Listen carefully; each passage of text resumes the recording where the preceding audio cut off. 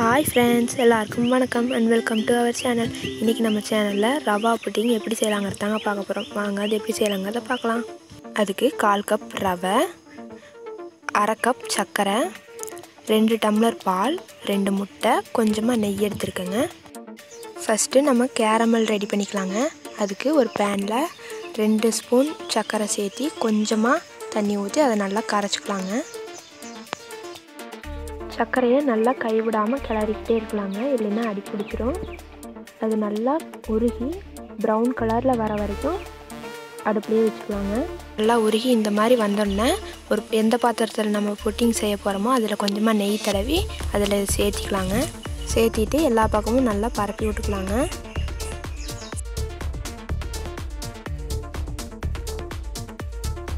இப்போ ஏதோ ஒரு வாரமாக வச்சிடலாங்க. அடுத்து நம்ம மாவு ரெடி பண்ணலாம். அதுக்கு ஒரு பாத்திரத்தில் 2 டம்ளர் பால் சேர்த்திக்கலாங்க.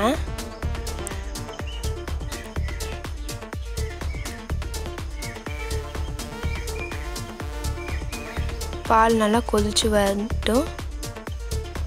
பால் நல்லா கொதிச்சு வரும்போது அதில் 1/4 டம்ளர் ரவை சேர்த்திக்கலாங்க.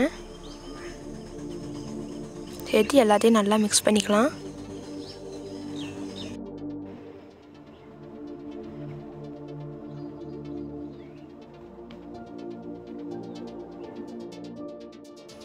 கொஞ்ச நேரம் எல்லாத்தையும் மிக்ஸ் பண்ணி விட்டுட்டு இப்போ நம்ம எடுத்து வச்சிருக்கிற சர்க்கரை இதில் சேர்த்திக்கலாங்க. 1/2 கப் சர்க்கரை அதை சேர்த்து கலந்துக்கலாங்க. எல்லாம் நல்லா கட்டி இல்லாமல் நல்லா மிக்ஸ் பண்ணிக்கலாங்க.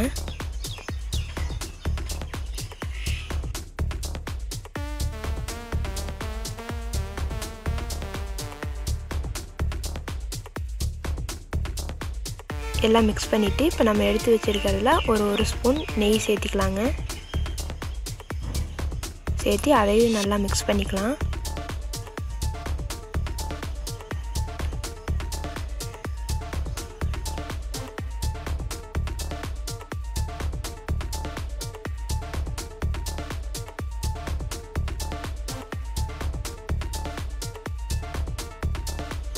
இந்த ரவை நல்லா வெந்து வரட்டுங்க. அது வரைக்கும் அடுப்புலேயே வச்சுக்கலாம்.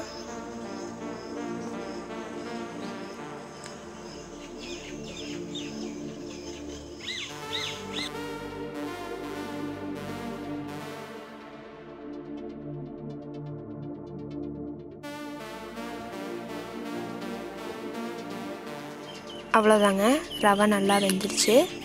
இப்போ ஸ்டவ்லேருந்து இதை இறக்கிடலாங்க. இது ஆறட்டும், நல்லா ஆறணும். இப்போ ஒரு பாத்திரத்தில் 2 முட்டையை உடைச்சிக்கலாங்க.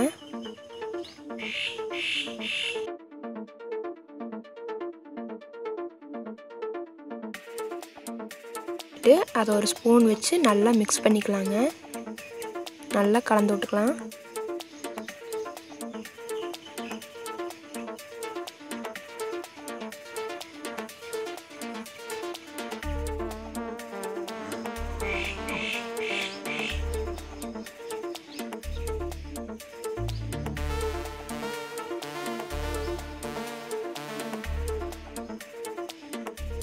நல்லா நுர வர அளவுக்கு கலந்துக்கலாங்க.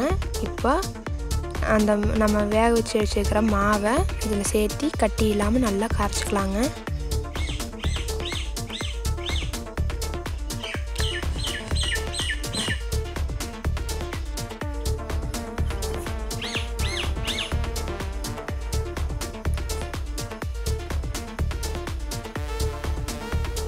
கொஞ்சம் கொஞ்சமாக அந்த மாவை சேர்த்து கலந்துக்கலாங்க.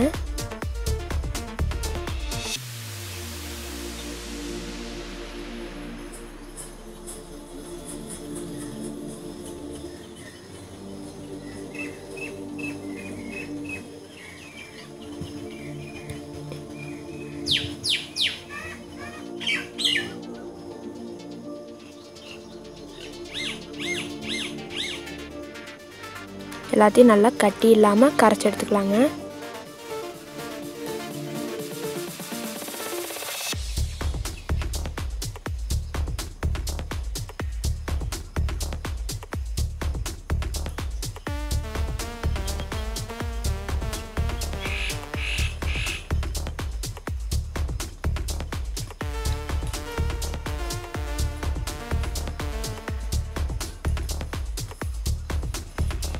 அவ்வளோதாங்க, மாவு ரெடி ஆயிடுச்சு. இப்போ நம்ம புட்டிங் செய்கிற பாத்திரத்தில் நெய் தடவிக்கலாங்க. எல்லா பக்கமும் நல்லா சுற்றி தடவிட்டு கட்டி இல்லாத இந்த மாவை உள்ளே ஊற்றிக்கலாங்க.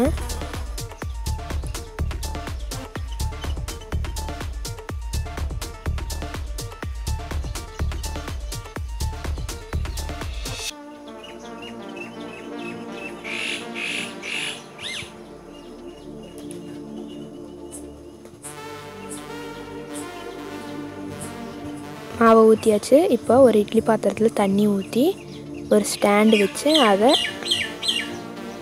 அது மேலே இந்த பாத்திரத்தை வச்சுக்கலாங்க. வச்சுட்டு ஒரு தட்டு போட்டு மூடி வச்சிடலாங்க. ஒரு 30 நிமிஷம் அடுப்பில் வச்சுருக்கலாங்க. திறந்து பார்த்து ஒரு கத்தியோ அல்லது குச்சியோ வச்சு குத்தி பாருங்கள். வெந்துருந்துச்சுன்னா அப்படியே விட்ருங்க, இல்லைன்னா திரும்ப வேக வச்சு எடுத்துக்கோங்க. கொஞ்சம் நேரம் கழித்து இது வெந்துருச்சான்னு திறந்து ஒரு கத்தியோ அல்லது குச்சியோ வச்சு குத்தி பார்க்கலாங்க. அந்த மாவு ஒட்டாமல் வந்துச்சுன்னா வெந்துருச்சுன்னு அர்த்தம். ஒட்டாமல் வந்துருந்துச்சு. இப்போ இதை எடுத்து ஆற வச்சுக்கலாங்க. நல்லா ஆறினதுக்கப்புறம் இந்த ஓரத்துல எல்லாம் எடுத்து விட்டுட்டு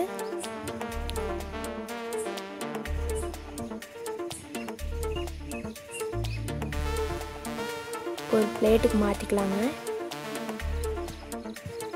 இது திருப்பி ஒரு 2 தட்டு தட்டி இந்த பாத்திரத்தை எடுக்கலாங்க. அவ்வளோதாங்க, நம்ம புட்டிங் ரெடி ஆயிடுச்சு. இப்போ இதை கட் பண்ணி பார்க்கலாங்க. நல்லா சாஃப்டாக வந்துருக்குது. அவ்வளோதான் ஃப்ரெண்ட்ஸ், நம்ம ரவா புட்டிங். இதை நீங்களும் உங்கள் வீட்டில் செஞ்சு பார்த்துட்டு எப்படி இருந்துச்சுன்னு எங்களுக்கு கமெண்ட் பண்ணுங்கள்.